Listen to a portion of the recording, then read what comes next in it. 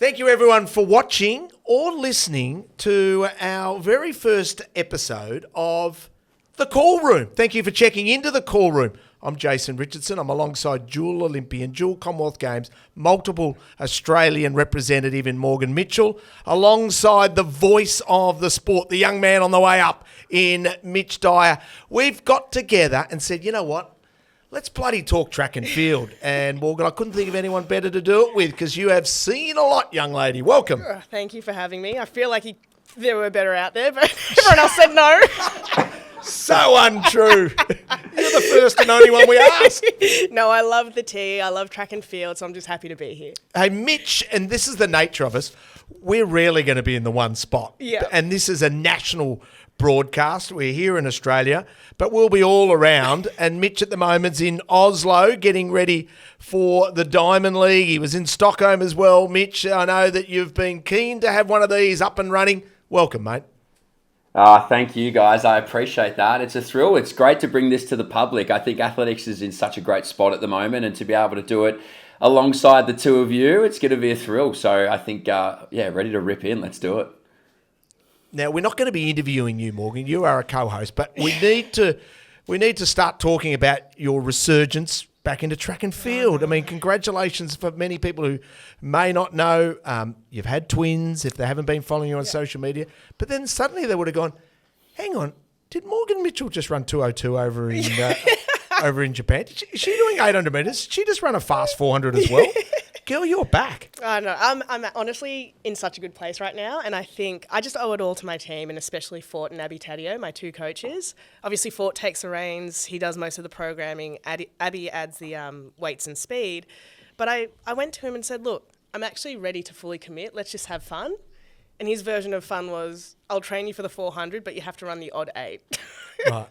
And that's what happened in Japan, and it's about to happen in Europe again. And what's the goal? When you started this journey back? To be, Jeez. The beauty of a podcast like this is you and say anything. Our family, they're like our family. They expect the truth. What was the goal when you first started? When I first started, the goal was always LA for me. And then, good on you. Yeah, absolutely. I said to him, I personally don't want to run just to run. I love making teams. I love the experience, and the Olympics are obviously the pinnacle. And I think he wants to experience that as well. He will never say it out loud, but I know that man. He's more competitive than any other coach I've ever met, and that's why we work so well together. But as soon as Japan happened, we actually sat down and came up with a list of times and events that we want to race in, and it's 2, 4, 8, and potentially 4 hurdles. So I've heard a lot about this 4 hurdle stuff. I know. I just don't know if I have the patience. That's the only thing. Can you hurdle? Yeah. I loved it. I was a 300 hurdle specialist as a kid, and then I just moved to the 4 and the 8 because it was more fun for me. Like, I didn't want to train for the hurdles. It takes too long. I don't like setting them up. I mean, hats off to hurdlers. I'm lazy. I can't be bothered doing all of that. Mitchie doesn't want to set them up. Nah. That's what respect. He's 80 years old. Ford is 80 years old. He's not getting paid enough for that. Oh, my God. He's not getting paid anything. He's not the odd latte. No, he does take a percentage of my race wins. He does. You're looking after him. Walt gets paid. No, trust me, you're looking after him, and so you should. And Mitch, when you first heard that Morgan was coming back, I, as a track fan, went, really? Because we watched you, tackle the 1,500 metres, but I always thought, by gee, this looks tough for someone who looks naturally to be a born and bred sprinter, 200, 400 metre runner, and you're out there running 1,500 metres. Yeah. So I kept thinking, oh, gee, when I heard that you were coming back, I was surprised. Mitch, what was your reaction when you heard M. Mitchell coming back? And remember, we're a family. You can be honest. We're a family. I'm not going to lie to you, Morgan. I won't lie to you. No, Morgan and I, we've known each other for a long time, and has always been a Jet. So it didn't surprise me at all. First of all, when I heard it, I was like, of course, she's one of the most competitive people I've personally dealt with on a small amount, but then I ask anybody as well, and they're like, oh, yeah, mate, she'd race you over anything. Don't worry about that. I think it's always a question of, okay, now that you come back, and obviously I can't speak on this as a male, but you come back after having kids, how does that change things? It's obviously a new journey, but if it was going to be anyone, I was like, yeah, it'll be more. I was more excited to see where you landed. I was like, what event do we do? Now I'm hearing 400 sticks. I'm like, all right, clearly the target's pretty big. But I was like, all right, where does she go back to? Because like you, Rich, I just think you're just such a pure 400 meter runner. So I was like, maybe it's back to the 4. But that was my only thinking. Yeah, no, we're trying. It's just so hard because obviously you got girls in the 4 that are now running 47 seconds. You have girls in the 8 that have just cracked 1:53. And so I've just put the ball in Fort's court. I said, mate, I actually don't care. Just put me in anything and I'll do it because I've got that much faith in that man alone. I know whatever he wants me to do, we will absolutely excel at because he is a genius. And I say this all the time. He's one of the most underrated and I guess like... He is underrated. Yeah, he's an Olympic gold medal winning coach. We've got 2 in the track that are still alive. Yeah, and he coached one of them. Yeah. And for me, he's one of them. It's just so funny when some people would be like, Fort, why Fort? I'm like, are you smoking crack? Why Fort? Yeah. Not only has why not? He's got the gold medal in the 400 through Kathy. Then he's also coached Katrina Bissett to 3 national records. Yeah. He's coached Lauren Hewitt, a number of men in the 4 and 4 sticks. Like, his resume is actually insane. And I just don't think people respect that enough. But it was quite funny. As soon as we did run quite well in Japan, I had a lot of people trying to message him or myself about, oh, what are you doing? And we want to do lactic testing. I was like, mate, neither of us are getting paid enough. Please, we just run and go home. Like, our training and the way we go about it, it's not that deep. I think a lot of people would be shocked at how unserious we are at the best of times. But you are serious in your preparation. We know that. Yeah. How do you keep your body in shape and also be a mum of, 11-month-old twins? They're 1 now. Oh, they're 1? Yeah, they turned 1 in May. Easy street. Shout out Honey and Maya. I know, it was so cute. We went to Disneyland. Are they mobile? Yeah, I wish I had their mobility. Are you joking? Oh, just touch their toes. No, but they're on the move now. Oh, I think they're mobile. Richard's like, are they in Pilates or what are they doing? Yeah, they got good. Brain. Yeah, they got good They're yoga walking. poses. Yeah. I was like, I wish I had good. that. No, they're walking. But for me, I think recovery.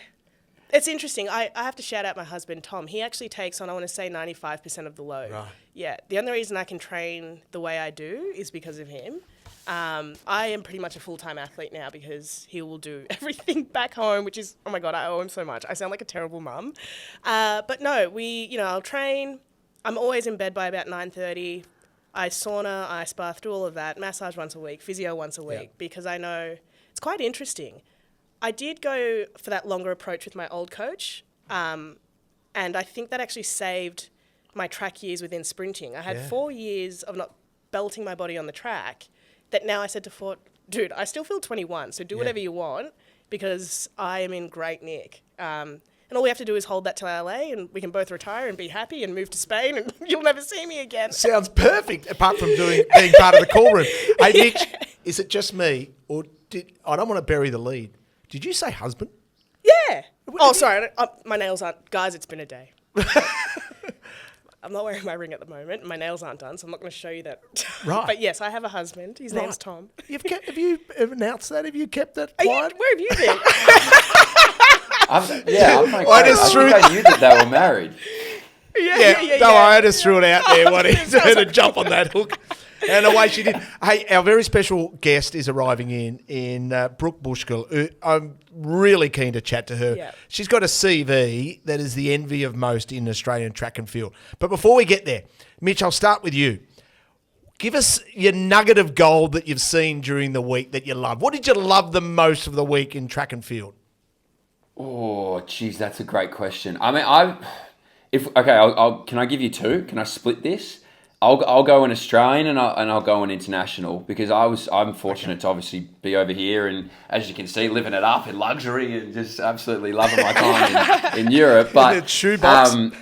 In my own private shoebox, which is very exciting. I was actually, I was in a hostel in Stockholm, so this is quite nice. I mean, I've got my own room. I don't have to deal with other people in my room this time around.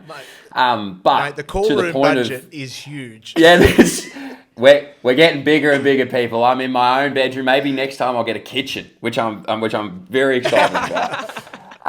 But I would say from an Australian perspective, I mean, Curtis winning in Stockholm was just such a surreal experience. I mean, he's been to 31 of these Diamond Leagues, and this is his first win. And to do it in Sweden against Mondo, the crowd, I mean, I'll give it to Kurt. I don't know whether it was on the stream, but they interviewed him in the crowd afterwards. And it felt like almost he had to give... He didn't have to, but it was like a political response. He's like, I love Sweden and I love Mondo and I can't believe that I've beaten him, rah, rah, rah. So he managed to keep the crowd on his side, which was huge. But just that pure adrenaline of him winning and, the guy that Curtis is, he's one of the most engaging people you could speak to. So that was awesome. And then from an international perspective, that women's 800 metres, Audrey Verreau, what she managed to do was just incredible. Like, you were kind of just watching going, that clock can't be right, can it? We didn't just watch a 1:53, 800 metres, one of the fastest times in the last 20, 30 years. So that was surreal to be a part of. And then, that now unlocks this really great rivalry between her and Keely. So I'll give that one or those two my favourite things across the week. Yeah, absolutely. I mean, we've been watching Wero go through the junior rank. She was an absolute gun junior, and her progression has just been perfect all the way through. And leading into that race, I thought, gee, I'll tell you what, she might be a little chance to push Keely, but to knock her off, but to run the time, to break 1:54 is obscene. You've seen a lot this week, but you've been sick. You've been hanging with sick twins. Yuck, have you been able to pop your little head up? And is anything interested you that you liked during the week? It's actually so funny. I'm in the same boat as Mitch. I think it's just so awesome. Like, Mondo is, a powerhouse in his own right. But for Curtis to keep his composure and knock someone like Mondo off is crazy. So it's well deserved. But again, I just can't, honestly, I can't get that 1:53 out of my head. I love Keely as well. Like, I'm such a huge Keely fan. And I really do believe one of them will break the world record. But then you have to add Femke Bol into the mix. And I remember watching, this obviously wasn't this week, but I remember watching her indoor race, her first 800. And I messaged Fort and I'm like, man, once that girl decides to use her arms, she'll go 1:49. What is this no arms? Great call. Yeah, great call. She was chilling. Yeah. And I think what people forget is she's a 48-second 400 runner. Can you imagine going through in 53? That would feel like a jog for her. Yeah. But she just needs that strength to come home. And being a 4 sticks, she has it. I can already see. I don't know. I would say after a few years, Femke will run 1:53 for sure. Yeah. Probably 1:52. My highlight of the week, I've been concentrating on the sprints, and I tell you what, anyone who's a track and field fan, you must tune into the Commonwealth Games. Yeah. Everyone's saying, oh, Lockie Kennedy, he can win a gold medal. And he's going to need to run out of his skin. The South African sprinters at the moment, we haven't even seen the Jamaicans emerge really on the circuit. Yeah. Julianne Alfred, her little opener from St. Lucia. Yeah. That's the beauty of the Commonwealth Games. I mean, she came second to Elaine Thompson-Arara, and just the last Com Games, this young kid, and everyone's going, hang on, who's she? That's the beauty of the Commonwealth Games, is we'll start to see these emerging talents. The sprints, when you look at the South Africans and Botswana and you look at the Caribbean nations up against Australia and England, and don't forget that it's not GB, there could potentially be, in those middle distance races, it could be 3 English and 3 Scots. I forgot about that. Yeah. So there could be. Yeah. Now, they've got Europeans on the back of Com Games, which is so bloody annoying because it's in Birmingham. So some of the athletes are umming and ahhing which one they'll do. I hope they all lean into the Com Games. I think it'll be absolutely epic for it.